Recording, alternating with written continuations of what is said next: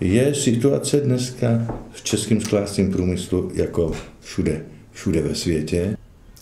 Co se mění, je pracovní síla. Dneska už není žádná ruční výroba, to jsou stroje, které jsou obsluhovány lidma. No samozřejmě, že ekonomika a využívání ceny energií rostou všechno, takže ta ekonomika donucuje plný využívání všech prostředků, které umožňují tu produktivitu zvýšit. To jsou ty nepřetržitý provozy, když už protože sklo se taví nepřetržitě. Že? A to sklo se zpracovává na strojích, což ostatně uvidíte. Tak hlavně je to práce s lidmi, že? A kolikrát je to těžké. A kdo sem přijde, opravdu není na to zvyklý, tak se hned otočí a odejde. Nevím, co tady jako nejlepší místo v té fabrice. No, jináč nevím, takhle jako nedá se říct, že bych tady něco vyloženě úplně miloval, ale taky se nedá říct, že bych něco i nenáviděl, jo?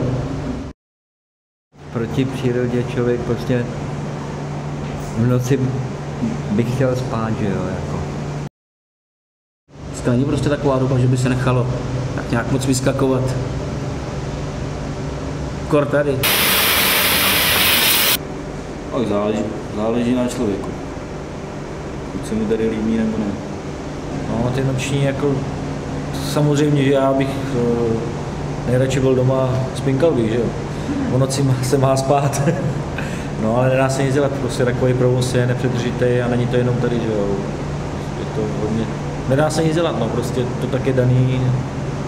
Někdo to vydrží, někdo se s tím vyrovnává hůř, no. Nebaví mě to tady, no, ale co se dá dělat? Prostě peníze jsou potřeba, tak musím makat. Zase tady mám svůj klid, že si oddělám svý hodiny a jdu domů. No, tak něco dělat musím, že jo? Z něčeho žít člověk musí. A tady říkám zase výhoda, jsou to sice 3 směny, ale je mezi tím prostě nějaký volno, nebo mezičas, čímž vlastně ještě zvládnu třeba si dělat na baráku, že jo? Máme přes 100 roku starý barák a nebo ještě chodit do druhé práce.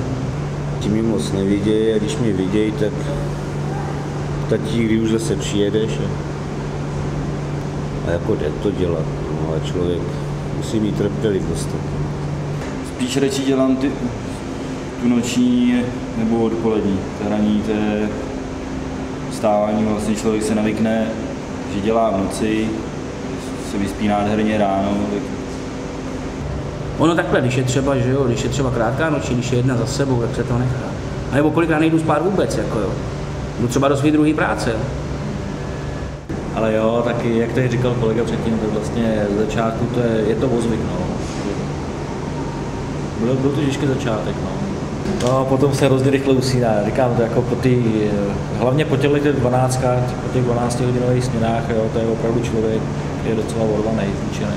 Tak jenom vlastně, už jenom takhle vlastně fyzicky pracovat, to je docela náročný, no. Spíš je v noci takový klid, no, že člověk nemá takový klid, že se ráno všichni utravou, nebo musí, že pak docela utečel.